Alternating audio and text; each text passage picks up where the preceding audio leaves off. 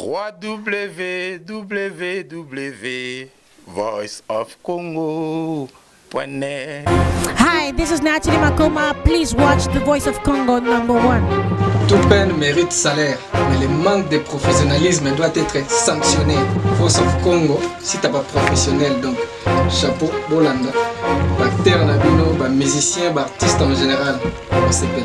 Et puis que Jésus sera à nouveau paiement, si tu n'as pas Voice of site Oyo Mungongo à Congo, et ça déjà message. Toujours le baba réalité. Voice of Congo, et ali power, et ali esika bato bazwa information ya malamu pe ya solo. L'India Voice of Congo. Ah maman Voice of Congo. Là on a besoin de passeport. Peut-être un Voice of Congo, on a représentant Keba. VoiceOfCongo.net, news on real time.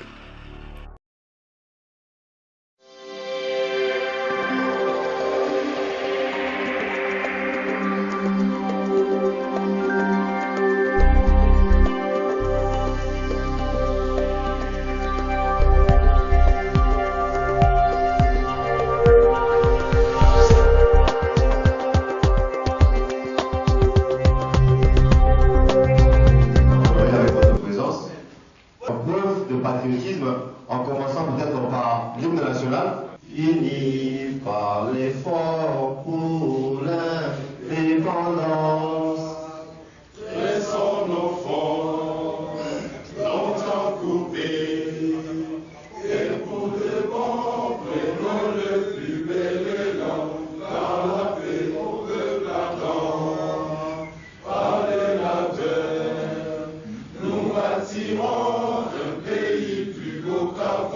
dans la paix citoyenne, entonner une sacrée de notre solidarité, fièrement saluer la méthode de notre souveraineté.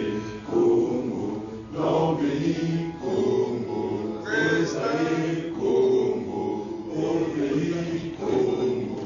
Bien-aimés, nous pleurons ton soleil, nous assurerons ta grandeur. 30 juin,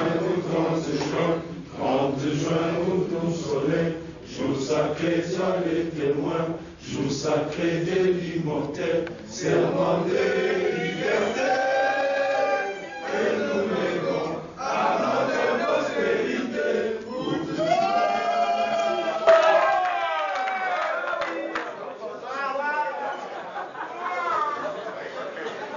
Moi c'est Koukoula, je serai le modérateur de cette conférence. Une fois de plus, merci pour votre présence.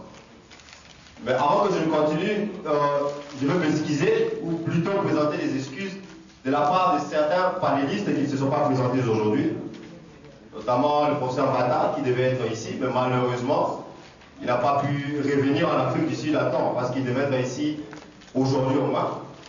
Déjà depuis le 30 du mois passé, il devait être ici, mais malheureusement, il n'est pas là. Il y a aussi le professeur Kilele qui a eu une préoccupation qui s'est présentée en dernière minute et malheureusement il n'est pas là. Mais pour pallier à cette situation, nous avons vite remplacé avec d'autres panélistes aussi talentueux, si je peux dire. Alors très rapidement, je vais vous mettre dans l'ambiance, dans l'atmosphère de la réunion d'aujourd'hui. En début de l'année en cours, le président Kabila avait dépêché un émissaire du nom de Caleb Mouton, qui n'est autre que le boss, si je peux le dire ainsi, de l'Agence nationale de renseignement, pour initier des dialogues avec des représentants de l'opposition, mais aussi avec des membres de la société civile.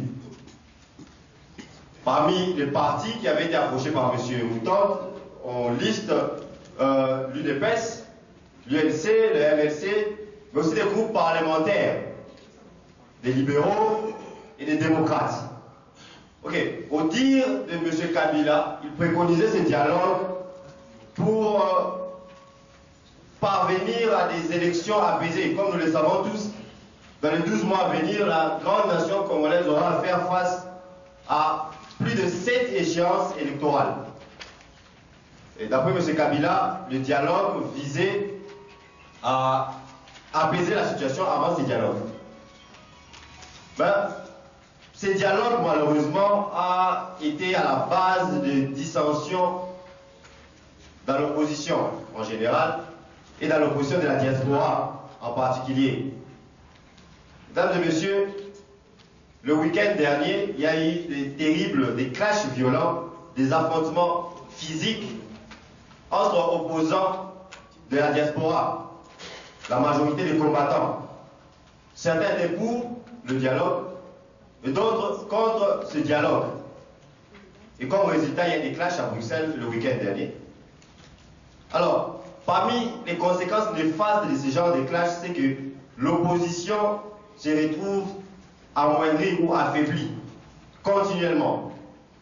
Et en même temps, la majorité en émerge forte. C'est-à-dire la majorité, ceux au pouvoir en RDC, en émerge très fort. Ainsi, pour éviter des clashs comme cela et pour mettre fin à l'affaiblissement de l'opposition, c'est sous cet idéal que le PSN, le peuple au service de la nation, a initié ce débat, cette conférence débat, à laquelle prendra part, interviendra des représentants des grands partis politiques, des grands mouvements politiques, des grands courants politiques présents ici en Afrique du Sud. C'est ainsi que je vous demanderai de me laisser introduire ou peut-être présenter nos panélistes.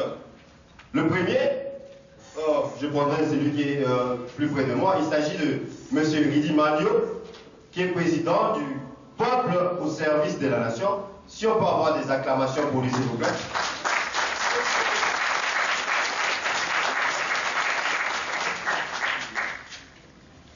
Et le second, c'est M. Aimé Moulouma, qui est le représentant de la fille aînée de l'opposition en RDC, c'est-à-dire l'UDPS.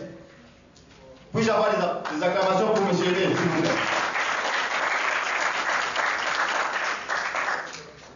Et troisièmement, comme on dit en anglais, the last but not the least, c'est le représentant des Congo-Labisso, un grand mouvement aussi de l'opposition, dans la diaspora notamment.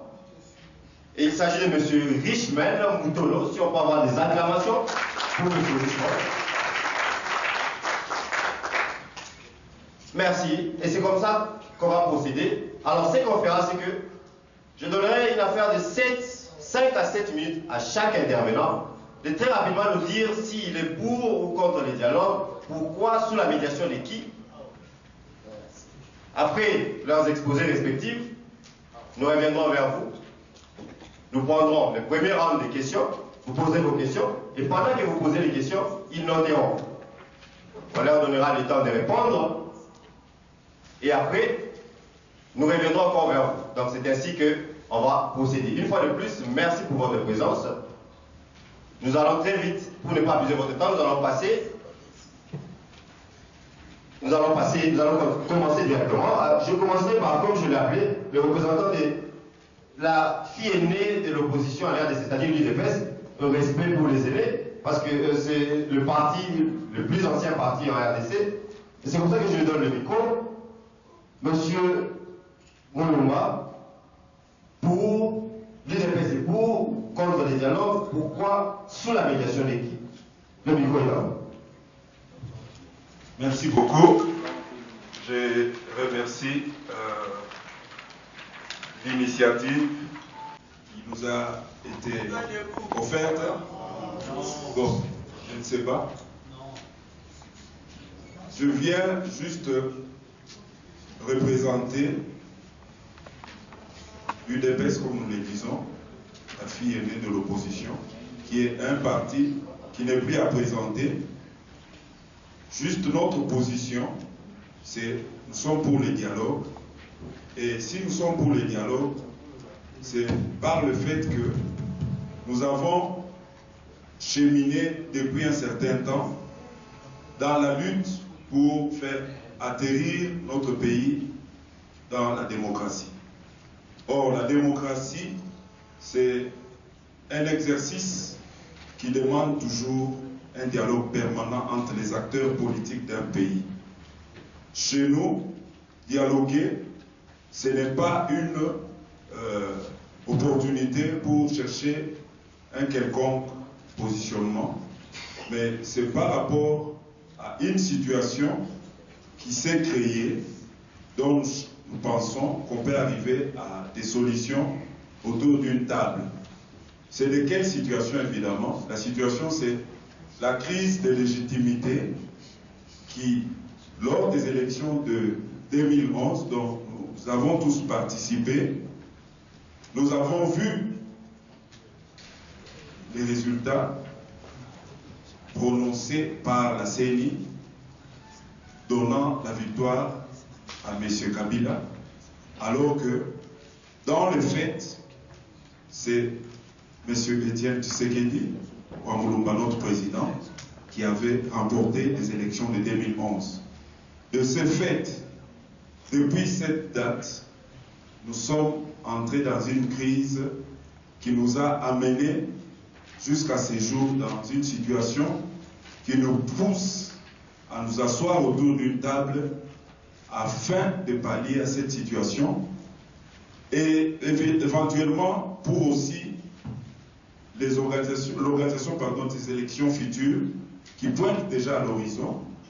Nous ne voulons pas tomber dans les mêmes erreurs. C'est alors que nous avons trouvé qu'il était opportun de nous asseoir et consensuellement trouver des solutions à tout ce que je viens d'évoquer. Je crois, pour ne pas abuser de votre temps, nous allons peut-être voir la suite, comment nous pouvons chercher à donner quand même dans le moindre détail ce que nous avons comme préoccupation et comment nous entendons aussi l'organisation de ce dialogue. Cela s'est fait évidemment avec un document que nous avons appelé feuille de route. Merci. Feuille de route qui devait orienter la marche de cette rencontre des Congolais autour d'une table. Alors la feuille de route de l'opposition, de l'UDPS, était statuée en 10 points dont je pourrais évoquer avec les moindres détails dans la continuité de notre débat. Je vous remercie. Des acclamations. Alors là, c'était le représentant de l'UDPS. Sa position est que leur position est que l'UDPS est pour les dialogues. J'espère que vous avez déjà vos questions en main.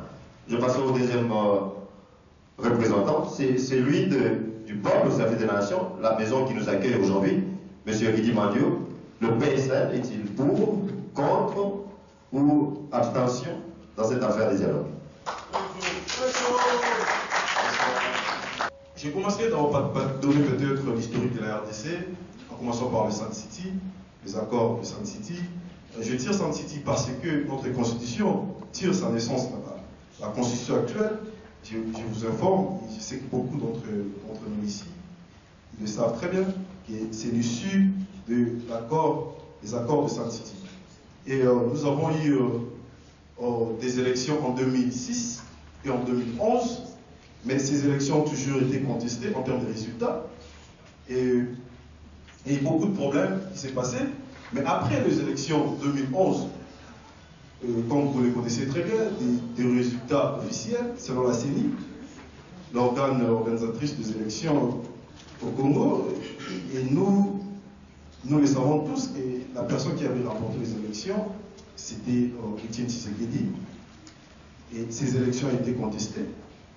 Mais après, juste après les élections 2011, il y a eu un projet, je peux appeler un projet ou des recommandations dans la communauté internationale qui se nomme Accord 4 d'Addis Abeba, qui veut dire, comme il y a eu confrontation, contestation, il y a eu des morts, des blessés, le pays d'Afrique, sous le mandat du Conseil de sécurité des Nations Unies, ils ont élaboré des accords pour demander aux Congolais, toute classe politique ou tendance confondue de la société congolaise, de se réunir, de se parler entre eux enfin d'aboutir dans des élections apaisées.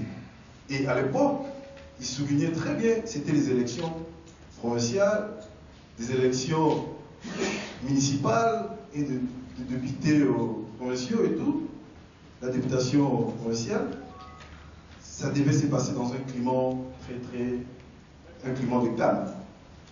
L'accord cadre demande aux Congolais de s'asseoir, de discuter, mais sous la médiation internationale.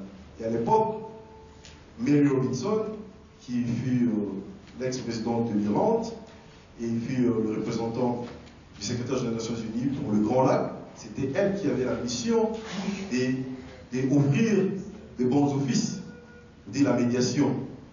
Voilà, c'était une recommandation de l'Union africaine, l'accord cadre d'Addis Abeba, je souligne encore, sous l'appui du Conseil de sécurité des Nations Unies. Voilà. Et actuellement, nous avons des problèmes devant nous qui se posent. Nous voulons tous les élections et personne ne veut, à moins que vous ne soyez pas des démocrates, qui ait un troisième mandat accordé encore à Kabila. Parce que la Constitution interdit d'avoir 2 mandats successifs. À moins que vous ne soyez démocrate et vous voulez peut-être accorder cette chance-là encore, la Constitution l'interdit. Mais le monsieur est au pouvoir, nous avons des problèmes que je vais citer. Nous, dans le PCL, nous avons énuméré 5 problèmes. 1, le problème du fichier électoral. Le fichier électoral, qui dit CENI, dit majorité présidentielle. Donc, qui dit CENI, dit le pouvoir. Ce fichier actuel, je souligne, ça date de 2006. Il y a eu des morts, on doit lever des noms. Il y a eu de nouveaux majeurs dans l'espace de 10 ans, l'année prochaine ça sera 10 ans, qui est estimé à 10 millions de personnes qu'on ne peut pas ignorer, parce qu'ils ont droit, comme tout Congolais, des voter aussi. On doit réviser le fichier pour qu'on donne la chance à ces gens-là de participer aussi. Et nous avons aussi des cas, par exemple, j'ai pu citer, où vous retrouvez par exemple à l'Odja, une construction, je donne l'exemple, qui peut avoir 100 000 électeurs, mais ils sont capables de lire 2 députés, tandis que peut-être à Katakobe, juste à côté, qui a une circonscription de 200 000, mais ils sont tentés de lire juste un seul élu. Ça pose problème. Voilà. Et nous avons les problèmes de financement. Le gouvernement ne veut pas financer les élections pour handicaper les élections. Nous avons les problèmes de découpage provincial. Ça nous coûte très cher parce que quand en 2006 et en 2011, les élections ont été organisées avec 11 provinces et maintenant nous avons 26. Les résultats des 11 provinces, nous tous nous les connaissons. À combien de pouvoir présent, nous pouvons ignorer l'impact qui auront ces résultats quand nous venons de passer en 26 provinces. Nous avons aussi les climats. Le climat n'est pas bon. Il y a des prisonniers politiques. On ne peut pas aller aux élections sous ces tensions. Et encore, cinquièmement, pour finir, la liberté d'expression. Vous parlez, on vous arrête. Dans ce genre de climat, on ne peut pas aller aux élections. L'idée est bonne dans le cadre d'Addis Abeba. Mais après tout, pour terminer, pour donner la position du PCN, nous serons l'église au milieu du village. Qui veut dire, nous allons poser notre position, mais avec condition. Et notre position est, nous disons oui, mais avec condition. La condition, c'est quoi? Pas de glissement. Et pour sécuriser qu'il n'y ait pas de glissement, nous optons et nous proposons de faire des pré-dialogues. Le pré-dialogue qui veut dire, c'est une séance qui vient avant le dialogue, où nous allons nous concerter pour élaborer point par point. Qu'est-ce que nous allons débattre au dialogue et mettre des zones rouges qu'on ne peut pas dépasser, telles que le mandat, le 3e mandat. La Constitution l'interdit, nous allons élaborer 1, 2, 3, voilà ce que nous allons discuter, et la bande rouge, nous n'allons pas arriver là-bas. Parce que là, ça donne des garanties à la population, à tout le monde, et dans l'UDPS, et dans les gens qui ne veulent pas dialoguer. Parce que nous les savons tous, les gens qui vont entrer là-bas, ils ne vont pas toucher à ça. Voilà, donc nous sommes l'église au milieu du village, nous disons oui au dialogue, mais avec condition. Pas de glissement, et faisons le pré-dialogue pour déterminer ce que nous allons discuter. Merci.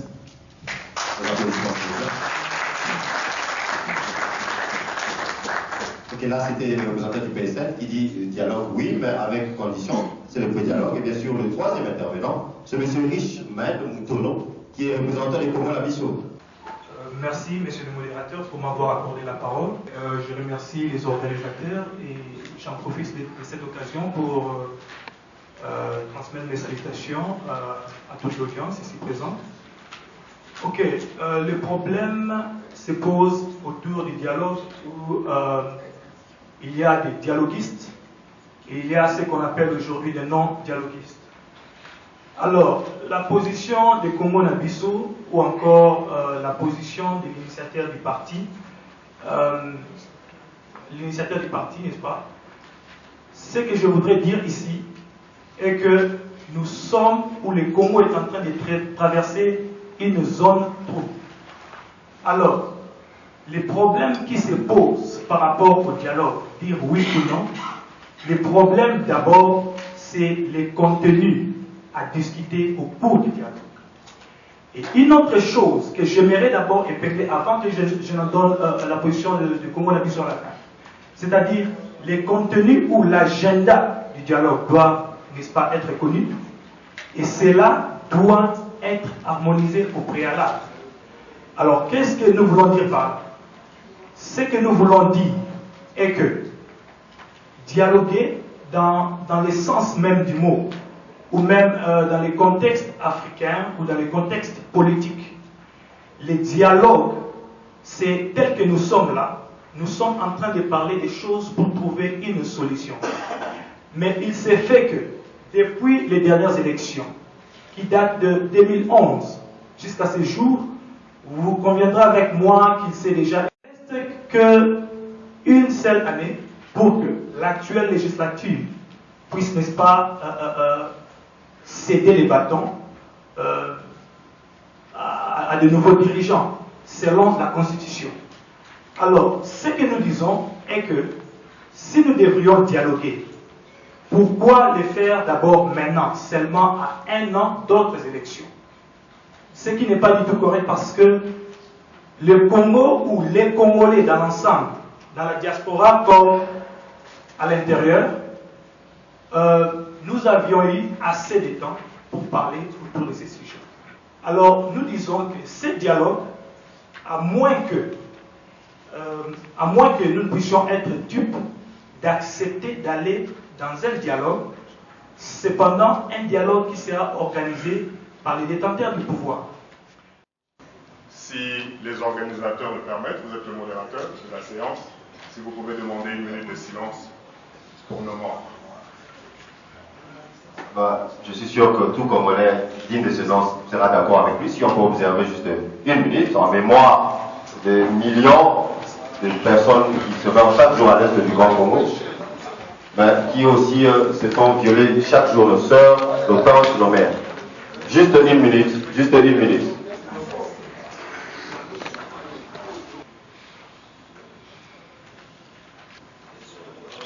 Parce qu'il est temps que nous puissions aujourd'hui, en tant que Congolais, réfléchir sur notre avenir. Cet avenir, c'est l'avenir de la jeunesse, parce que nous ne sommes plus jeunes. Je ne suis plus jeune à 50 ans. À 50 ans, je suis un bananier en train de mourir. Et j'ai besoin demain que les enfants que nous avons mis au monde puissent vivre dans ce beau pays que nous appelons le Congo, qui est le paradis. Donc le dialogue, aujourd'hui pour le Congo, nous n'avons pas besoin de cela, parce que la Constitution, cette même Constitution que vous citez ici, qui n'a même pas été rédigée par des Congolais, cette Constitution qui nous a piégés depuis 1960, la loi cadre et tutti quanti, il est temps que nous respections cette Constitution, que nous allions aux élections, quelles que soient les conditions, mais seulement si et seulement si le Congo tel que nous sommes là, l'UDPS, PSN, CNP ou quel que soit le parti, si nous puissions nous réunir autour d'un seul homme, autour d'un seul idéal, autour d'une seule vision et combattre l'ennemi commun qui est Kabila, je pense que nous allons réussir. Si nous pouvons exiger que la diaspora puisse voter, nous allons réussir parce que dans la diaspora, c'est près de 15 millions de Congolais qui sont là-dessus. Donc, arrêtons avec cette histoire de dialogue qui ne fait que tuer davantage. Une question. Bien sûr, on se rendra compte que il y a certains représentants qui ne sont pas ici, qui devraient être ici. Sûrement qu'il y aurait eu des anti-dialoguistes ou anti-dialogueurs, comme on le dit. Mais il s'est fait que peut-être les trois qu'on a là sont pro dialogue, pas exactement pro dialogue. Alors la seconde question, votre nom, et puis très rapidement la question. Bonjour. Bonsoir. Mon nom c'est Johan Kawé. What are you expecting for other party to do? They will follow this defense and they'll see if they think like Mr. Tshisekedi succeed or was the president. Why we know everyone like he wasn't the president. That's my question. I don't agree with this dialogue. Alors, je crois que la question est plutôt adressée à l'UDPS. Sa question est un peu, si je peux essayer de résumer, c'est si, d'autant plus que l'UDPS est pour dialogue, à quoi vous attendez-vous, que doivent faire les autres partis? Vous suivre aveuglement ou comment? Je crois que c'est ça la question. Hein. Ok, la prochaine question. Je réponds au nom de Félix Ndibou. Je voulais un peu dégager l'inquiétude. Est-ce que l'IDPS peut nous donner un peu ce qui est écrit dans le feuille de route? Et puis, quel est le fondement historique de ce dialogue? Et puis, à quoi les partis politiques sont complexés pour aller ou ne pas aller au dialogue? Et, ok. Moi, c'est Oli. La question elle s'adresse peut-être à tous les trois intervenants. Je me suis rendu compte que les deux premiers ont été très clairs dans leur position, ils sont pour le dialogue. Et le troisième a une position douteuse. Il ne s'est pas manifesté. Ils attendent d'abord que la feuille de route leur soit présentée. Moi, voilà, merci beaucoup. La question que je pose est la suivante. L'UDPS, par exemple, a beaucoup d'expérience par rapport aux deux autres formations politiques qui viennent de naître. L'UDPS, en 2011, a vu le président national faire le tour du monde, garantir tous les Congolais de la diaspora que les décideurs lui ont garanti qu'il n'y aura pas de trucage, que les élections seront très... il y aura des élections justes. Le vainqueur aura la victoire. Et on a demandé à Tshisekedi, ici en Afrique du Sud, si par exemple vous perdez des élections, et sa réponse était « moi, au Fingingai » par rapport à cette question. Et après, on s'est rendu compte qu'est-ce qui s'est passé avec le résultat des élections. La victoire a été donnée à Joseph Kabila.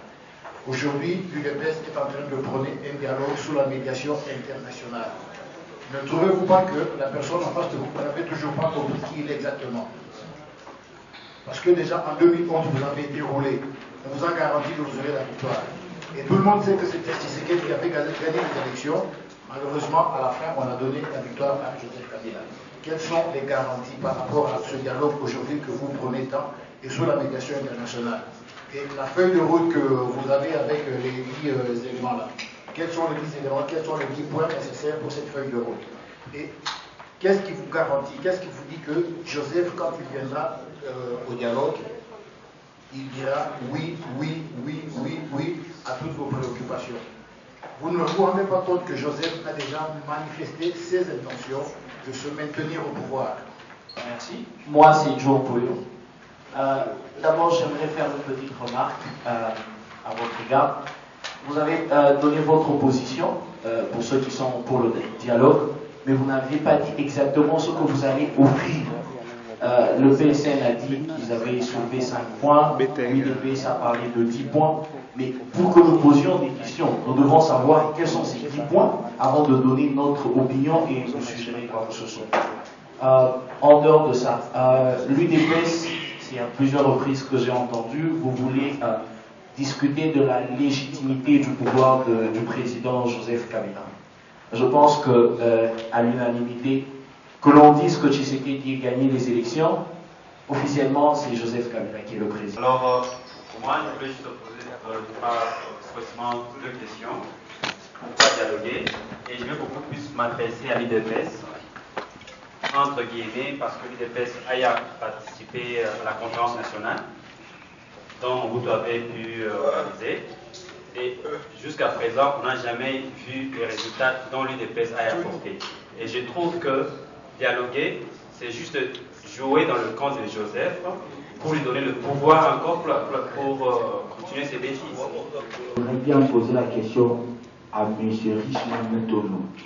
Aller aux élections en 2016 sans avoir résolu les erreurs commises aux élections tenues en 2011 ne sera pas laver un faux sentiment. S'avère que l'UDPS a dû encaisser le plus grand nombre de cartouches. C'est comme ça que l'UDPS commencera par répondre. À vous, monsieur. Pourquoi aller au dialogue? Nous nous sommes dit, l'UDPS a toujours milité avec les moyens non violents. Nous n'avons jamais eu dans notre perception envisagé d'utiliser les voies autres que les voies de la non-violence pour atteindre notre finalité. Alors, le dialogue faisant partie des instruments des peuples ou des populations civilisées, nous nous sommes dit, nous pensons que la crise de légitimité peut trouver solution ou résolution dans le cadre d'un dialogue. Évidemment, c'est là aussi pour prévenir des élections futures qui sont en train de venir. Essayons de nous asseoir autour d'une table. Excusez-moi le terme de dire qu'il y a la malhonnêteté intellectuelle de certains compatriotes qui, à corps et à qui, réclamaient un dialogue, mais subitement, ils veulent faire semblant pour dire que non, nous ne sommes plus pour le dialogue, nous sommes en train d'aller vers la fin du mandat de cette législature. Mais dans les intentions de Kabila, tout le monde sait dire que non, M. Kabila n'a pas des intentions de lâcher le pouvoir. Au contraire, il est en train de s'organiser pour, évidemment, nous amener à un glissement. Le glissement s'est fait comment? En pratique, il a commencé par cette CENI où M. Malumalu, qui avait été en 2006 l'auteur de tous les dérapages que nous constatons pour les élections de 2006, c'est lui qu'on va reconduire à la tête de la CENI. C'est pour dire que non, quelqu'un qui a mal géré, au lieu de le punir, on le gratifie en le mettant à la tête de la CENI. Deuxièmement, Malumalu étant expert dans l'art de la tricherie des élections, il va nous proposer un budget qui est irréaliste pour chercher à évoquer une raison qu'on n'a pas d'argent pour organiser les élections. Alors, en pratique, nous sommes arrivés au cas où tout le monde pouvait se dire que non, voilà, il y aura des élections, cette fois-ci en 2016. Mais nous avons vu qu'en 2016, il n'y aura pas d'élections. Pourquoi je le dis? Malumalu a donné un calendrier irréaliste. Nous avons crié pour dire que non, ce calendrier, nous n'allons pas arriver aux élections avec ce calendrier, c'est trop serré. Mais il s'est entêté. Pour preuve, comme le disait mon confrère de PCL, les élections provinciales et locales qu'il avait programmées, qui devaient avoir lieu, si vous allez consulter le calendrier, vous verrez que ces élections-là sont annulées, ne vont pas avoir lieu. Et qui vous dit que les élections futures qui sont en train de venir pourront s'organiser? Pourquoi? Puisqu'il y aura toujours cette astuce qu'on n'a pas les moyens financiers. Et nous savons qui finance souvent les élections. C'est la communauté internationale. Et cette communauté internationale ne peut pas financer les élections qui portent les germes de contestation où nous ne pourrons pas arriver à trouver un compromis si nous voyons déjà les contestations. Je ne crois pas qu'il y aura d'élection. Alors c'est ainsi que l'UDPS, c'est la fille aînée, comme nous l'appelons, de l'opposition, étant clairvoyant, a précédé les événements en cherchant à ce que nous puissions ramener M. Kabila, ainsi que toute la classe politique congolaise, dont je dis qu'il fait l'hypocrisie. Ceux qui ont proclamé que réellement c'est Étienne Tshisekedi qui avait gagné les élections, aujourd'hui, ils ont changé de discours. C'est la malhonnêteté intellectuelle. Nous savons que nous sommes arrivés à une date où nous n'allons plus donner à Kabila la chance de faire un quelconque glissement. C'est au cours de ces dialogues que nous allons lui dire la vérité. Nous voulons prendre à témoin la communauté internationale qui puisse être l'organisateur, et c'est elle qui nous a placé, M. Kabila. En train de répondre au premier round des questions. Vous qui venez de nous rejoindre, pouvez aussi déjà noter vos questions parce qu'on reviendra vers vous. Alors, nous tournons, M. Boutono, il y avait quelques questions qui vous étaient adressées aussi. Vous avez des réponses? Merci. Premièrement, je voudrais,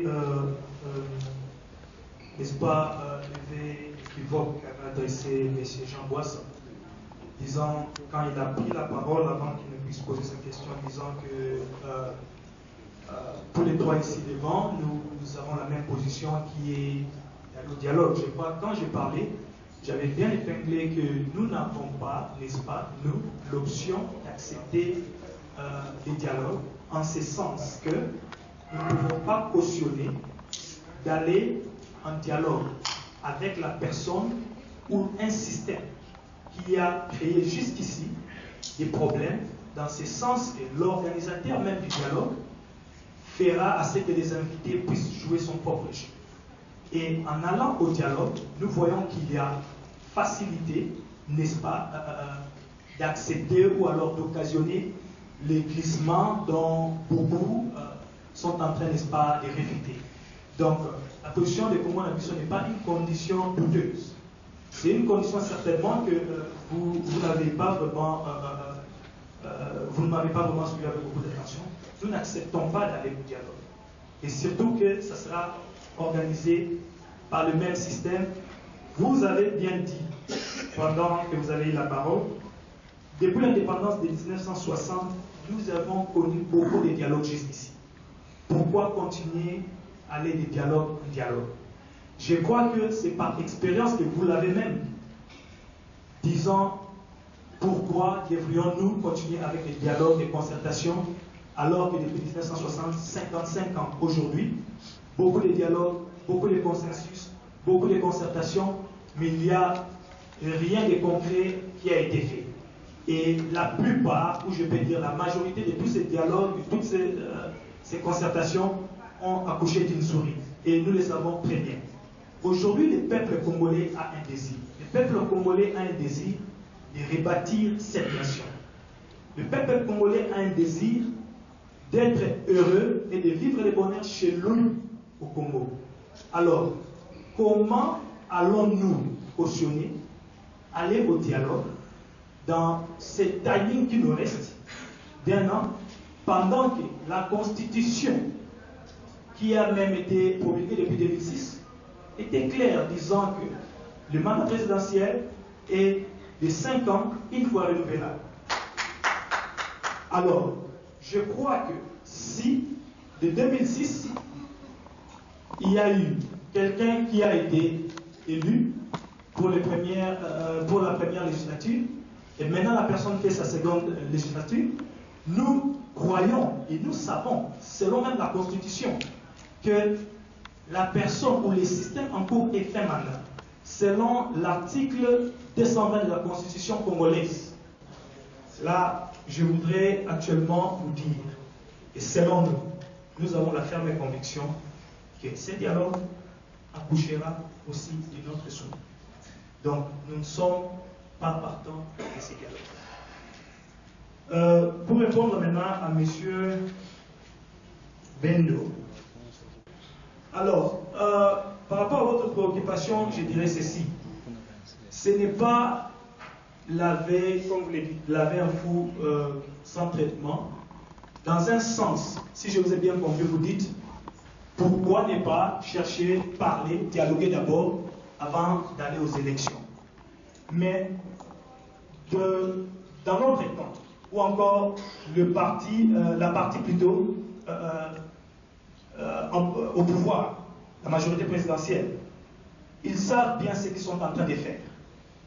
Ils ont leur agenda. C'est comme ça que quand j'ai parlé, j'avais bien dit, croyez-vous que vous serez invité, n'est-ce pas, autour d'une table, par l'organisateur même de ce dialogue, et il ne sera là, quand vous écoutez, pour, n'est-ce pas, accepter aussi facilement tout au préalable avant les élections. Le problème est que c'est clair que les élections devraient avoir lieu l'année prochaine. Et il n'y a pas de quoi chercher à négocier s'il y aura élection ou pas. La majorité des Congolais veut qu'il y ait élection et qu'il y ait, n'est-ce pas, des candidats qui vont se porter pour les sièges présidentiels et que le commun des mortels des Congolais puissent, n'est-ce pas, choisir les dirigeants, ceux qui vont, n'est-ce pas, prendre le pouvoir. Donc, c'est-à-dire que si nous disons aller aux élections, parce qu'il y a une chose que je voudrais aussi vous dire. La Constitution elle-même dit que le mandat présidentiel, comme je l'ai dit, est de 5 ans, une fois renouvelable. Mais le plus grand problème serait de réviser les fichiers électoraux, l'amendement des nouveaux majeurs, le respect du délai constitutionnel et l'harmonisation du calendrier électoral. Si toutes ces conditions sont réunies, je ne vois pas pourquoi il doit y avoir un dialogue avant les élections.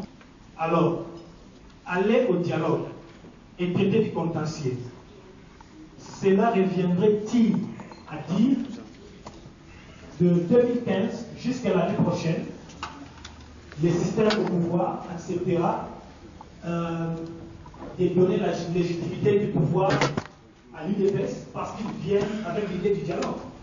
Mais je peux vous dire que c'est non. Ils n'accepteront pas. Ils n'accepteront pas de leur donner la légitimité parce qu'ils vont dire non, voilà, nous devons traiter du contentieux 2011, la légitimité du pouvoir. Aujourd'hui, nous sommes en 2015. J'ose croire que ces problèmes devraient être traités déjà depuis le mois de décembre 2011. Partant de là, puisque les élections ont eu lieu en novembre 2011, on a publié les résultats en décembre 2011. Il fallait que l'opposition puisse peser de tout son poids. S'il pouvait y avoir dialogue et traiter les contentieux, c'est là que les litiges devraient être traités dès lors. Nous avons déjà perdu 4 ans et il nous reste qu'une seule année.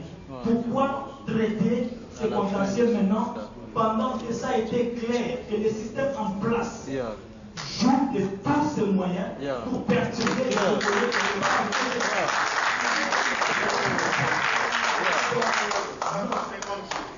Notre problème, c'est d'aller aux élections dans les respects constitutionnels. Et il n'y a pas de trouble par rapport à ça, parce que la Constitution est très claire. Et même l'article 220 stipule qu'il y a, n'est-ce pas, des articles qui ne peuvent pas être déboussolés. Il suffit de respecter la Constitution et tout sera apaisé. Pourquoi aller dans un dialogue pour négocier, avoir des élections apaisées? L'expérience de 2006, l'expérience de 2011 ne nous apprennent pas quelque chose. Donc je crois que je pourrais m'arrêter ici pour ne pas...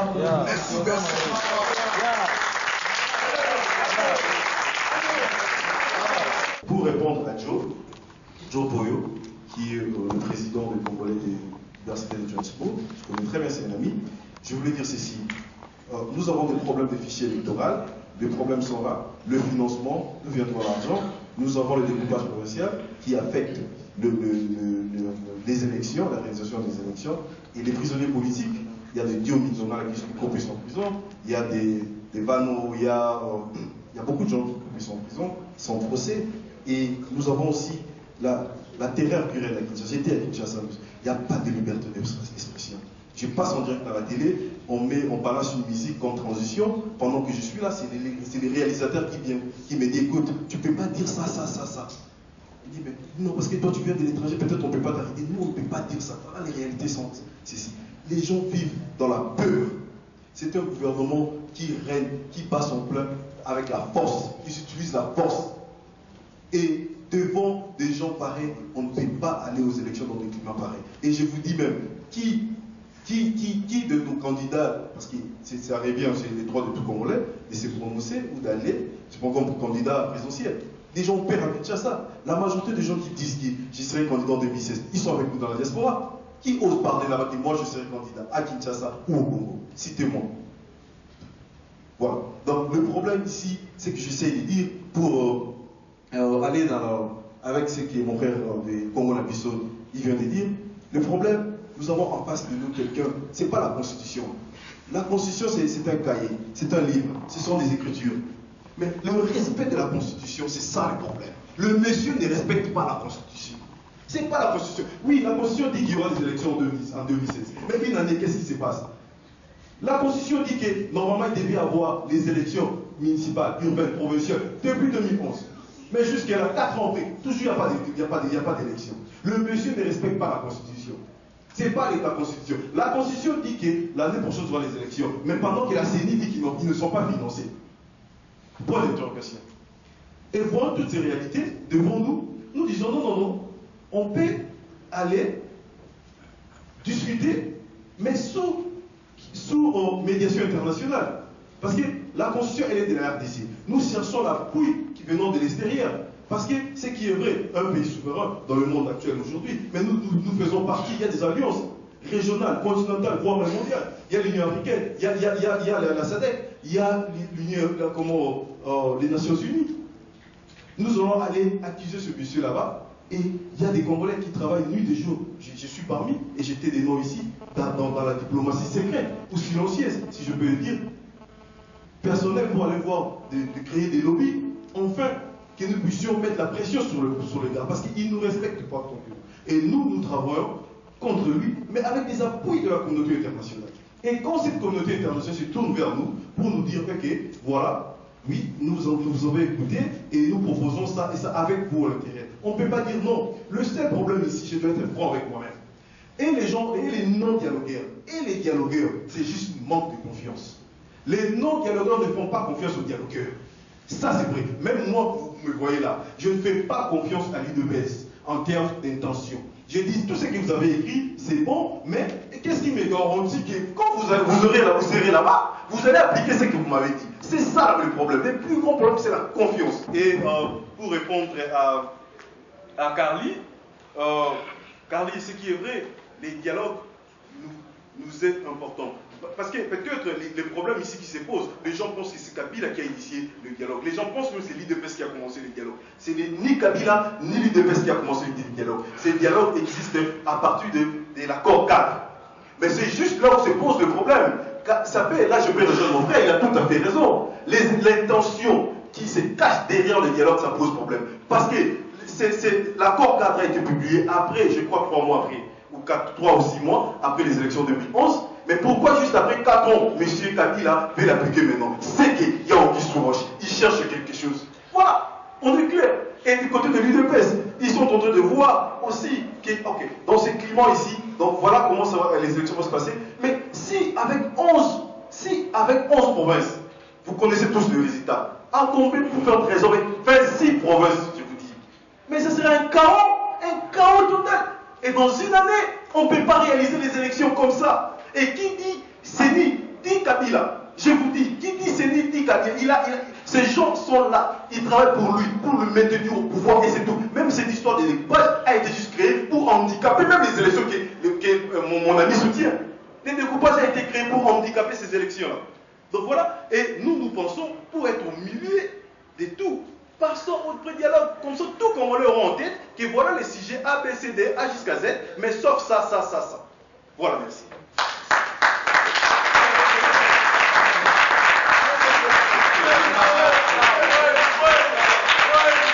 Merci. Nous allons bien sûr prendre le deuxième round de questions.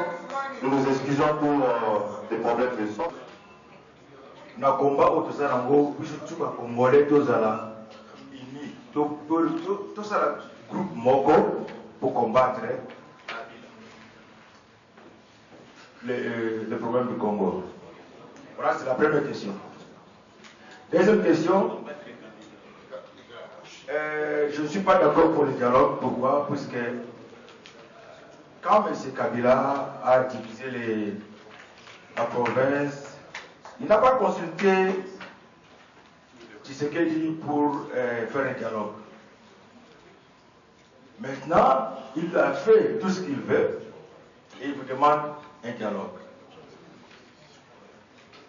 Et de l'autre côté, je crois aussi, notre papa Tshisekedi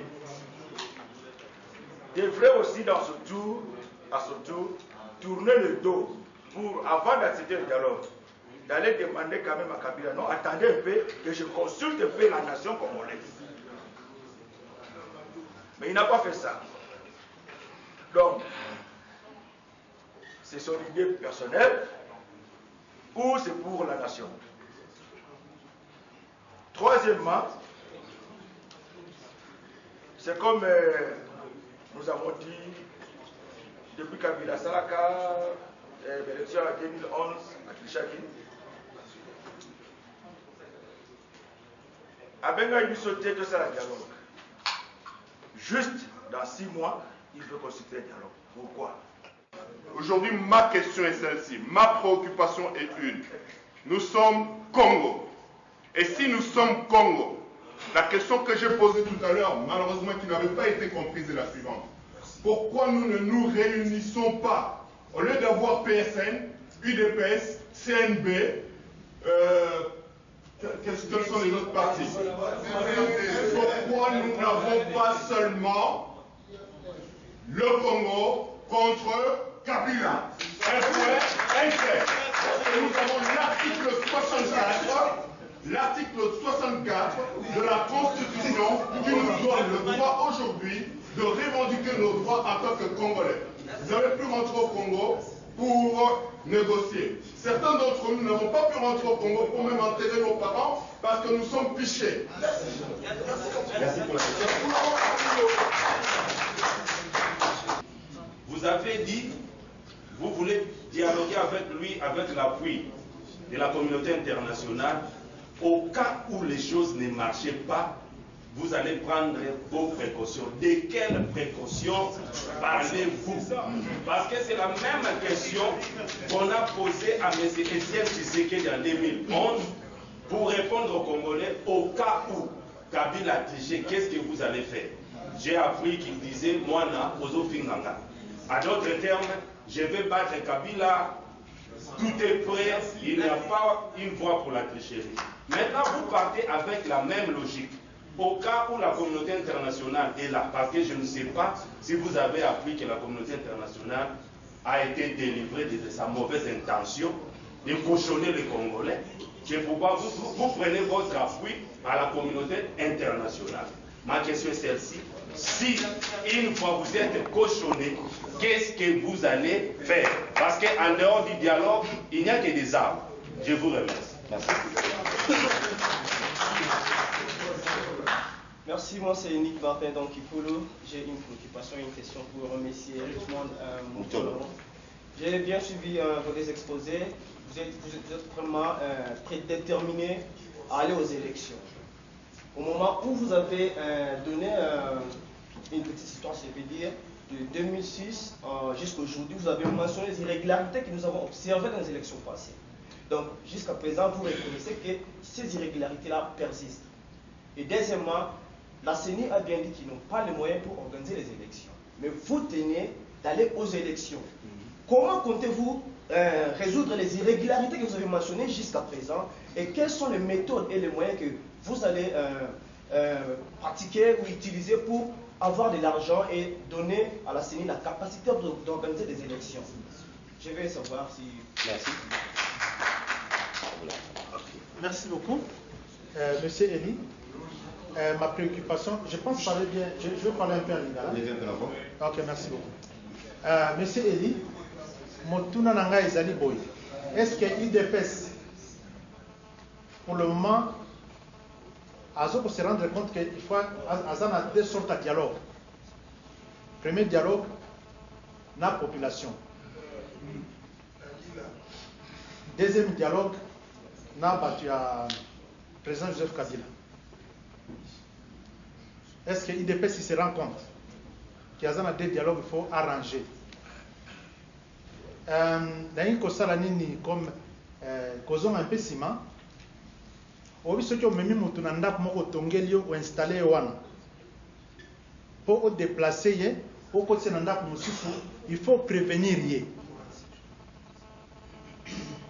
Na toyo kanaki papa Tshisekedi albaki boye bana po bana na mutona tena kiti moko ko so na ye j'ai moni nazana barchive wana na mtu nangai et puis mon na mukine ezalaka ba caméra o ezobomba barchive tozana barchive wana. Secondly baloba boy oya kokangana mwana wana bigote ameni azana prix. Troisième point, Papa Tshisekedi a prêté seulement étant président, pas comme président, mais étant président de la République. Alors, quatrième point, Abi Moutouana Azali, imposteur rwandais. Nous n'avons pas le temps, nous avons ngongana yete.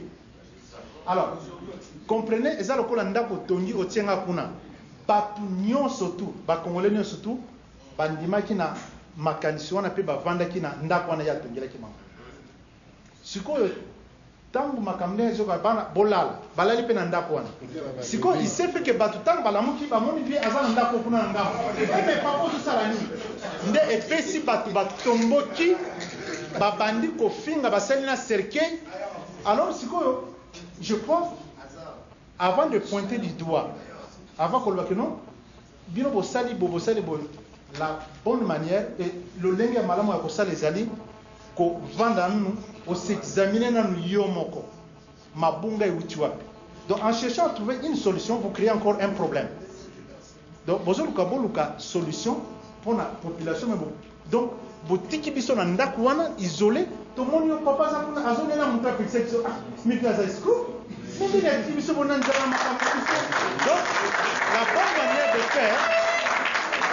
bonne manière de faire, IDPS il faut arranger deuxième dialogue. Donc, bolo bana ba politicien ou bazo ko finga na télévision, IDPS bakata ko finga. C'est comme méthode, il faut qu'on crée transition de ya kolongola mutuna ndako na mena ndako wana. Alors cette transition n'a pas été faite. Peut-être IDPS a croyé que nous, comme on a toujours na base, soit lui à tout le monde va suivre ngai. Soit lui B, à qui ko sala makamna ya tiki biso dolale pongi to lamu ki botomo nya zakona nanga. Et ça le problème. Alors, IDPS tozo biso avant ozonga okene kuna kabilo ranger zonga na banda ko réparer ça le premier dialogue na batu oyo otika ba on anda balala il faut déjà baza ko lamu. Merci beaucoup, merci beaucoup. Question, je vais la poser à Richman. Oui. Ça serait un peu une question directe. Je dis que non, M. Richman, votre parti, il est pour aller aux élections, comme nous sommes là. Donc aujourd'hui, si la CENI nous appelle d'aller aux élections, votre parti, il est prêt d'aller aux élections. Et s'il arrivait que non, la CENI proclamait par exemple, entre guillemets, Jeannette Kabila comme chef de l'État, quelles sont les mesures ou bien les précautions que vous avez prises malgré tout ce que vous citez, que non, il y a des fichiers électoraux, quoi que ce soit, vous ne donnez pas la réponse comment cela est résolu, mais vous dites que non, vous êtes prêt pour aller aux élections. Alors, quelles sont les mesures que vous avez prises pour que si cela arrive, qu'est-ce que vous allez faire? Merci. Je réponds au nom de Patrice Emery Chikobo Capitaine. Je suis membre de l'UDPS et cadre. Je vous ai dit ceci avant de poser la question sur ma chérie, mais presque c'est ici et puis l'autre. Et je voudrais un peu dire quelque chose à M. Jean Boissat. Le dialogue, du solo, toujours. Du solo, les ont raté. On a trouvé pendant la Deuxième Guerre mondiale, Première Guerre mondiale, nous avons un problème sérieux, comme mon frère venait de le dire. Directement, je vais vers M. Richman, comme le frère venait de le dire, tout en un tableau, puisqu'ici nous sommes en train de parler, tout en un tableau clair. Le monsieur veut que nous puissions aller aux élections à Boyi Dialogue. Comme mon frère venait de le dire, ça peut être Jeannette Kabila, ça peut être le jeune frère de Kabila, Soué Kabila, ça peut être Olive Lem. Puisque Kabila, jusqu'à présent, ne s'est pas encore prononcé, on dit que je serai candidat ou pas. Alors bon, je me retire maintenant de la course, je ne suis plus là. Et voici candidat, il y a un pays. Tolingi, élection. Tokeina, élection. Avec fichier électoral, vous avez un problème. Avec configuration à CENI, qui a toujours des problèmes. Tokeina, même comme j'ai toujours l'habitude de dire dans ma blague, que si on mettait quelqu'un que nous voulons, par exemple, ça peut être mon frère Rudy, et qu'on mettait peut-être un chien, ou un membre et un MP, je vous assure que ce chien va battre Rudy. Pourquoi? Puisque le système est déjà bien truqué. Et aujourd'hui, nous allons dans ce sens-là. Et nous allons voir que ça peut être Jeannette, ça peut être Zoé ou Olive Lévé. Mais avant d'aller, puisque nous savons qu'il y a un problème, puisque quand on appelle un dialogue, on constate qu'il y a réellement un problème. Et il ne faut pas aussi oublier que le Congo fait partie de la communauté internationale. Puisque quand il y a des problèmes dans d'autres pays, le Congo y participe aussi. Et comme nous faisons partie de la communauté internationale, les résolutions que nous pouvons prendre, ou la solution que nous pouvons prendre, est pour la communauté internationale. Alors, quand nous demandons pour que nous puissions dialoguer, c'est pour trouver des solutions. Et la question est straight to M. Richmond. Bon, avant même d'aller là-bas, il n'y a pas longtemps, il y a eu des envoyés spéciaux de la communauté internationale qui invitent les acteurs politiques congolais, bien sûr, à trouver un accord. Nakar Denis va retrouver un accord. Et s'il faut aller chercher à ce que vous puissiez trouver des solutions pour la CENI ou un fichier électoral Makambouyo Soana, c'est dans quel cadre? Ça sera dans un dialogue ou c'est juste par imposer Kabila pour que cela puisse être fait? Explique-moi un peu. Je veux comprendre réellement votre position. Si vous ne recevez pas le pouvoir par la voie du dialogue, c'est que vous allez recevoir par soulèvement populaire. Par soulèvement populaire, qui pensez-vous qui peut être le président de l'autre côté? Si c'est par dialogue, qui peut être le président de l'autre côté? Si Fidel Castro donne le pouvoir à Raoul, signifie que Castro qui continue à être président. N'est-ce pas? Que Fidel vient de le dire. Si on ne négocie pas, si un mot démocrate refuse de négocier, est-ce que pensez-vous qu'il y a la démocratie? Moi, ma préoccupation, c'est plus la position de l'UDPS. Pourquoi? Parce qu'à vous entendre énumérer dans votre feuille de route, voilà, fichier électoral, les nouveaux majeurs et patati patata, ça a l'air trop facile. Comme j'ai dit tout à l'heure, vous pensez vraiment qu'avec feuille de route, votre feuille de route, vous la présentez sur le table et quand il a dit oui. Non. J'ai l'impression que l'UDPS est en train d'éviter ou l'UDPS a peur d'affronter la réalité. S'il faut paraphraser Rudy a dit tout à l'heure ici qu'il était au Congo et les gens vivent dans la peur. Il est en train de passer en direct dans une émission, une petite pause, on lui dit voilà, il ne faut pas dire ça.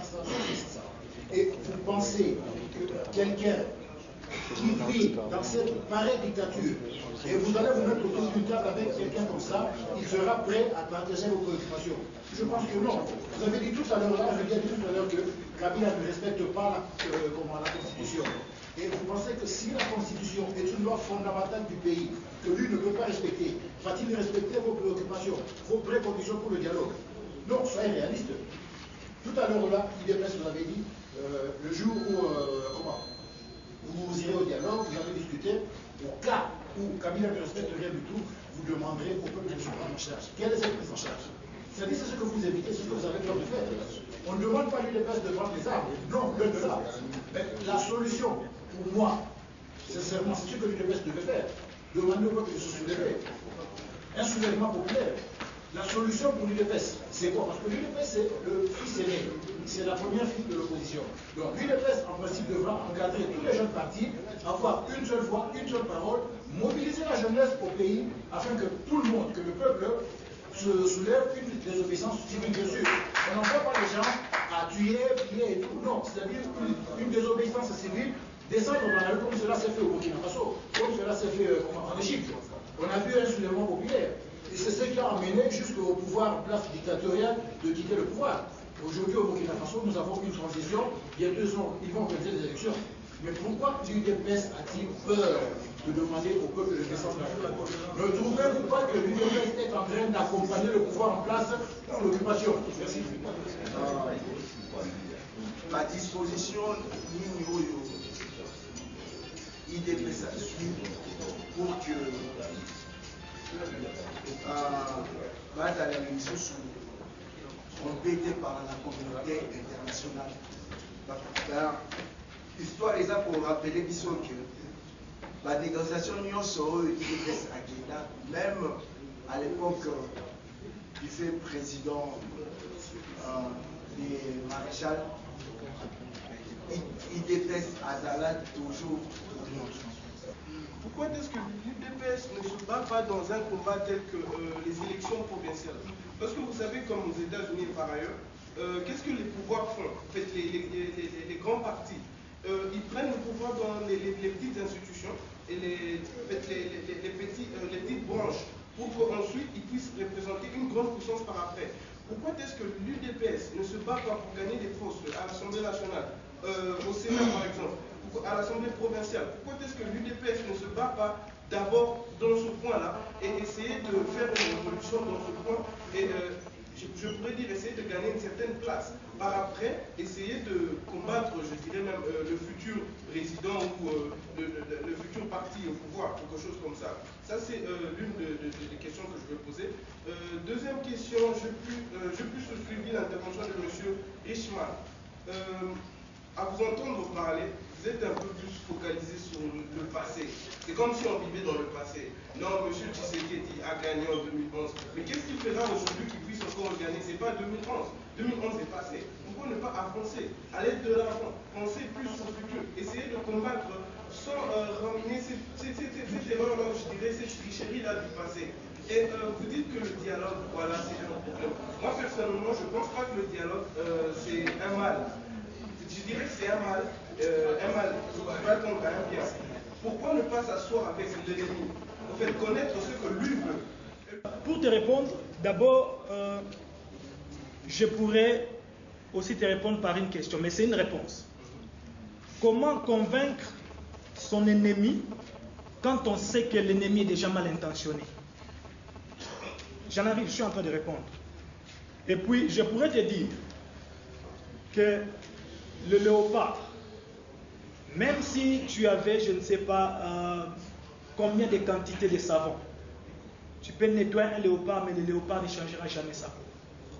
À moins que quelqu'un me dise le contraire. La majorité des Congolais est contre ce dialogue. Pourquoi? Parce que les Congolais est convaincu que la personne avec qui nous devrions dialoguer est déjà mal intentionnée. Et ça sera pour une nouvelle fois que les Congolais, tous seront encore roulés dans la farine.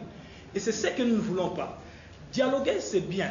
Dialoguer, c'est au fait suivre, n'est-ce pas, une pensée au travers de la parole. C'est ça même l'étymologie du mot dialogue selon les Grecs. Ce qui peut faire que les dialogues, par exemple, puissent être quelque chose de concret et que le peuple puisse escompter un résultat. Ok? C'est tout d'abord la confiance entre les interlocuteurs. Et tu dois savoir qu'en politique, et surtout que nous les Congolais, où notre république qui est appelée démocratique, nous prenons la démocratie. La démocratie, n'est-ce pas, prendre du dialogue, oui. Mais étudions alors cette pensée du dialogue dans les contextes présents. Nous allons dialoguer dans ces contextes où il y a déjà beaucoup de troubles qui sont créés et évidemment il y en aura d'autres. Donc c'est-à-dire que parler avec l'ennemi, c'est pas du tout mal. Mais si tu sais au préalable que ton ennemi est déjà mal intentionné, c'est déjà une guerre perdue à l'avance. Monsieur Kempes, je crois de l'UDPS, disant quelles sont les mesures prises au cas où la CENI proclamée Jean-Luc Kabila, quelles sont les mesures prises. Et puis, pour M. Coco, je vais en arriver. Quelles sont les mesures prises? Ok. Je vais aussi commencer par une autre question, par rapport à votre question. Quelles sont les mesures prises par l'UDPS pour garantir au peuple congolais que le dialogue avec ce système profitera au peuple congolais? Quelles sont les garanties qu'aujourd'hui l'UDPS peut connaître? Voici nos garanties par rapport même à la feuille de route là-bas. Quelles sont les garanties en engageant le débat avec le système que makambo nyonso tokosolola na dialogue wana yango nde moto ekosala ke biso nyonso peuple awa en Afrique du Sud na poto na kati ya Congo bazala d'accord mpe basepela lobi Voilà, ce sont les garanties. Nous vous donnons l'aval, allez négocier. L'UDPS a failli à quelque chose. Toujours. L'UDPS a donné des instructions au peuple congolais, à l'intérieur comme à l'extérieur, comme un compatriote venait de le dire ici. Amener le monsieur Ligoté, l'impérium. Écoutez, les efforts ont été fédérés pour assister M. Etienne Tshisekedi passer président. Mais, dit à tout un peuple de s'endormir, pour dire à bébé, puis attendre. Le peuple congolais est fatigué. Et le peuple congolais n'a pas besoin de continuer le dialogue en dialogue parce que nous savons. Et nous, dans le PCL, nous prenons pour l'unité. Parce que ceux qui toquent, le collaborateur, nous avons unis comme lion pour que tout vaincre et tout gagner. Raison pour laquelle les autres amis sont la même. Vous, là, comme vous êtes là, c'est juste dans cet esprit républicain que vous voyez. Je suis trop sûr que vous ne faites pas partie ni de l'UDPS, ni du PCL, ni de Congo Labiso. C'est dans l'esprit républicain. Vous êtes venus écouter vos frères qui peuvent avoir ou qui ont des opinions contraires aux vôtres. Donc c'est dans cet esprit républicain qui est toujours pour avancer. Et Bisso, Lelo, j'annonce devant tout le monde, c'est notre première réunion officielle. Donc tout ça là, en Afrique du Sud. Tout ça là, qui nous sommes. Nous avons pensé avec toute l'équipe qui est offrir un plateau na batu mususu au bazar opinion contraire à Bisso. Parce que toyebi que et au biso kanisa ezaka kamala muté. Peut-être il peut y avoir que quelque part Koko Suezali ne voit au monde en musika vital parce que vous kende tala ezapo. Raison pour laquelle nous avons travaillé pour offrir cette plateforme à tout le monde, de toutes tendances confondues, pour que tout puisse discuter. Bisso doit continuer à comprendre pour l'unité, pour que tout va convaincre Kabila. Voilà. Et je dirais ceci. Le problème qui dit mon frère, les élections. Je répète encore, Kabila ne donne pas d'importance à la Constitution. Et les preuves sont là. Une année avant les élections sont irréalistes. Quand nous regardons les calendriers de la CEDI, avec un montant exagéré, 1 milliard quelque chose qui a été réduit à 900 millions, impossible. D'où viendra l'argent? Les 26 provinces, savez-vous, Mobutu avait divisé, vous connaissez l'histoire, tant mieux que moi, Mobutu avait divisé les Dékivu. Vous connaissez l'histoire. Où sont les Dékivu? Un a toujours été urbanisé jusqu'à aujourd'hui, l'autre n'a pas de structure urbaine. Donc pour dire que ça prend beaucoup de temps, même pas moi, c'est que les experts ont estimé, pour créer ce qu'on appelle chez nous à l'époque sous-région, ou maintenant là on appelle les chefs de district. Mais ça peut nous prendre plus de 10 ans. Ce n'est pas dans une année que monsieur va réaliser cela. Donc le blocage des élections, le découpage nous bloque. Nous disons ceci, nous sommes du côté du peuple. Comme le plus grand problème, que nous ne soyons pas ingrats, que nous ne concevions pas des fastos bibombatés, le plus grand problème, c'est la confiance. Nous n'accordons pas la confiance à l'UDPS. Et c'est vrai, pourquoi? Et on n'a pas tort d'accorder la confiance à l'UDPS, parce qu'on connaît Kabila. Il y a Isan City. Tous les autres, on connaît les résultats. Et la population qui ne fait pas confiance à Kabila, c'est sur base de l'expérience qu'ils ont contre ce monsieur-là. C'est quelqu'un qu'on ne joue pas avec. Il sait jouer son jeu et on connaît. Et raison pour laquelle nous aussi, nous avons accepté la feuille de route qui est bien écrite, mais le respect de cette feuille de route, ça nous pose problème. Respect de confiance. Et nous disons, ok, nous allons mettre des garde-fous. Qu'on part d'abord, qu'on définisse d'abord les règles du jeu. Avant que nous entrons au terrain. Sur le terrain, on définit d'abord les règles du jeu. Avant que nous puissions y entrer. Donc voilà notre position. Et pour répondre à Eric a dit quelles sont les garanties si aujourd'hui, dans le pré-dialogue, on définissait qu'aujourd'hui nous allons aller au dialogue et nous allons débattre l'article qui est verrouillé, l'article, le troisième mandat. 220. Mais écoute, je vous dis une chose, même à Kinshasa, je l'ai dit si haut. Dans cette même constitution, il y a quelque part, mais je ne respecte pas la constitution, mais la population, nous allons respecter la constitution. L'article 64 que vous avez cité là, ça c'est notre dernier demeure des partis politiques. Mais la population, c'est la troisième voie. La population aussi va agir. La population aussi, écoutez les mains. Ce qui m'a écrit la négation, je vous remercie. Si nous essayons de prendre les dialogues qui se sont passés dans notre pays, le pays en a tiré toujours des dividendes. Ne soyons pas malhonnêtes comme je le disais. Le pays était découpé à l'époque avec le 98, je crois, après l'occupation de l'AFDEL et alliés, le pays était de fait découpé en deux parties. Il y avait l'Est avec les RCD et les autres qui étaient restés avec la partie dirigée par Kabila. N'eût été les accords de Sun City, je ne crois pas que nous parlerions d'un Congo uni. Je crois que le dialogue, c'est un instrument pour lequel chaque nation qui se respecte recourt toujours, même en temps de paix, même en temps normal. Si nous devons aller pour le cas de notre pays, parler d'un soulèvement populaire, c'est une voie très dangereuse dont nous savons comment ça commence, mais nous ne savons pas comment ça pourra se terminer. Évoquer les 19, le 20, le 21 janvier, c'est bien beau. Mais nous savons ce que cela a donné dans notre population. La constitution dont nous évoquons aujourd'hui, pour que cette constitution soit respectée, n'a pas besoin qu'on puisse faire couler le sang de nos confrères.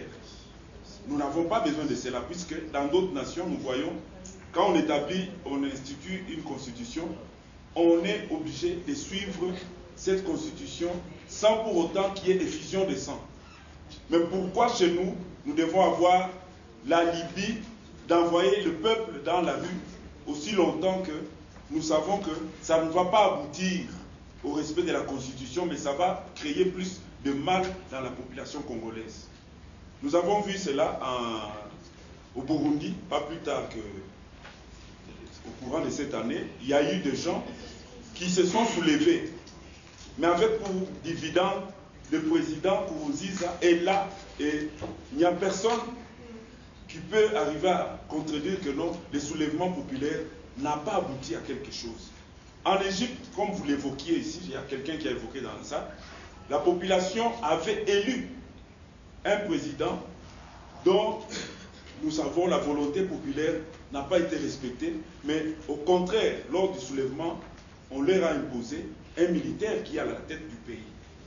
Qui vous dit qu'au cours d'un soulèvement chez nous au Congo, nous allons avoir un président démocratique? Si déjà, quand nous sommes entre nous, nous n'arrivons pas à nous mettre ensemble pour trouver un compromis pour faire face à Kabila, pensez-vous que quand Kabila serait parti, qu'on l'aurait chassé par la rue, nous allons nous mettre ensemble, ce pays sera morcelé puisqu'il y a tous les atouts, les 26 provinces là, il y aura des petits chefs partout là qui vont se proclamer des rois télé et donc, nous allons avoir... le garant de la paix.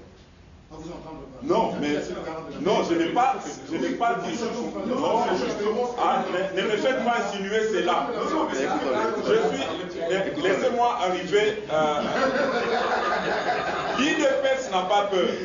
Si l'IDPS est un parti qui a ouvert les débats pour amener notre population à parler du dialogue, les sujets d'actualité aujourd'hui, dans la classe politique aujourd'hui, tournent autour du dialogue.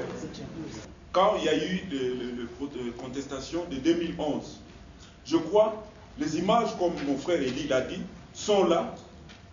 Le président du parti est sorti, il a pris les risques quand il a appelé la population pour que la population puisse marcher et revendiquer ses droits. Personne n'était sorti. Non. Les gens sont sortis, permettez. Permettez. Je vais terminer. Ce n'est pas un débat personnel. Tolérance. Alors, là, quand quelqu'un meurt, vous... Non, on n'est pas là pour régler les comptes avec nous sommes là, nous avons vu, on a tiré balle réelle sur la tire du président. Le leader, comme le disait, pour paraphraser mon confrère ici, il y a une crise de confiance. Quand vous ne savez plus faire confiance dans votre leader, ça devient très dangereux. Nous sommes, où allons-nous? Quand nous voyons, nous oublions d'où nous venons et où nous sommes en train d'aller. Je crois que s'il y a une personne qui n'a jamais trahi le peuple congolais, c'est bien le président Tshisekedi. Laissez-moi parler. Mais laissez-moi aussi réagir. Je vais terminer. Nous sommes Congolais. Nous connaissons l'histoire du Congo. Vous ne devez pas nous cette année, on ne finira pas. Non. Nous sommes congolais et nous devons réagir. Nous sommes congolais, nous devons réagir par rapport à des faits pareils. C'est l'histoire. C'est l'histoire et nous devons réagir. Monsieur, ici, on attend le débat inachevé. Si vous avez des suggestions, les caméras sont encore là. Vous pouvez toujours parler aux caméras. Et on prendra ça et au prochain débat, on pourra bien sûr continuer là où on a laissé. Merci pour votre participation.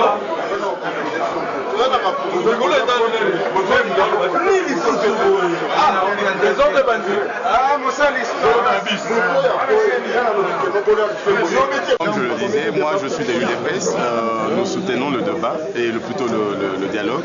Le dialogue aura bel et bien lieu et le peuple derrière cela. C'est ce que moi je peux dire. Bon, je suis, mon nom c'est Jean-Coco Tchakadino, je suis membre de l'IDPS et ma position sur la ligne de conduite de mon parti, je soutiens le dialogue et nous sommes prêts pour le dialogue. Je voulais ajouter seulement quelque chose. Quand les gens disent par exemple que non, pourquoi Bakou, surtout Bakou Sananakinoté, c'est les gens doivent connaître une chose que non, l'UDPS avec son président Etienne Tshisekedi, nous avons toujours lutté pour l'intégralité de la démocratie au Congo.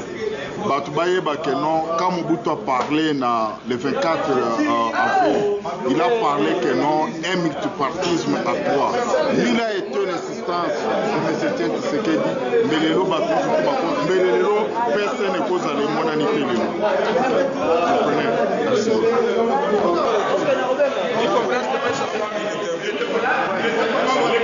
Non, le massacre, non, je pose la question. Il y a eu massacre de Kekelaï. C'est là qu'il y a eu le problème entre Mobutu et Tshisekedi.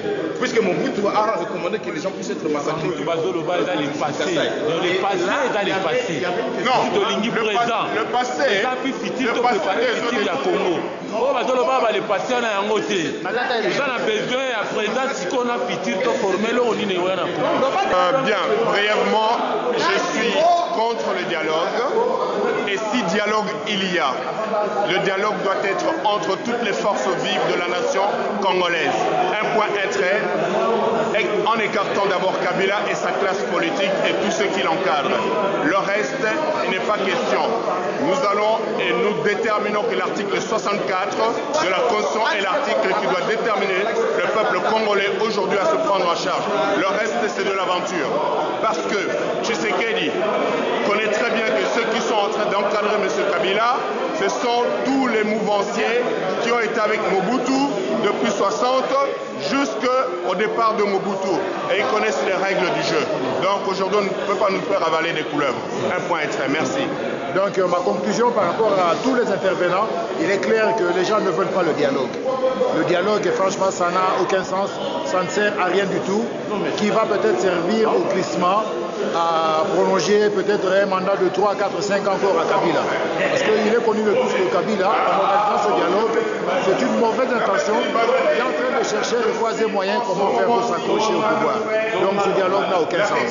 L'UDPS doit comprendre cela. Dans l'histoire de la politique des vieux Chichi, c'est ma toute première fois de voir qu'on a fait vraiment l'enterrement avant que le vieux puisse mourir. Le cercueil pour lui. Deuxièmement, un soulèvement contre sa personnalité. Donc ça doit nous éduquer, ça doit nous instruire. Il y a quelque chose qui est un peu compliqué. Alors nous demandons, moi je demande à l'UDPS de retourner à la population de conscience. Donc j'ai créé le dialogue avec la population. J'ai apprécié la conférence qui était bien. Les différentes interventions, mais ce que je voulais dire seulement au peuple congolais, ils doivent savoir dans le sens démocratique, le dialogue est très important. Il faut que les gens se mettent ensemble pour trouver les débouchés sur l'avenir. Nous ne pouvons pas dire, puisque nous avons échoué sur Conklatville, Tananarive, Sun City, Pretoria, et nous ne pouvons pas continuer à trouver les pourparlers. J'ai aimé la conférence parce que ces genres de dialogue doivent régulièrement s'organiser enfin que et rabaisser un peu moi tension les alliés entre les pros et les contre-dialogues. Alors, pour moi, pour Congo d'abord, si tu es contre les dialogues, propose-nous une alternative auquel Congolais va profiter. Ce qui pose aux alliés na dialogue, n'a pas un dialogue. Proposer biso et dans la tête ya kofingana ya kokunda ou ya kodiviser Makongo.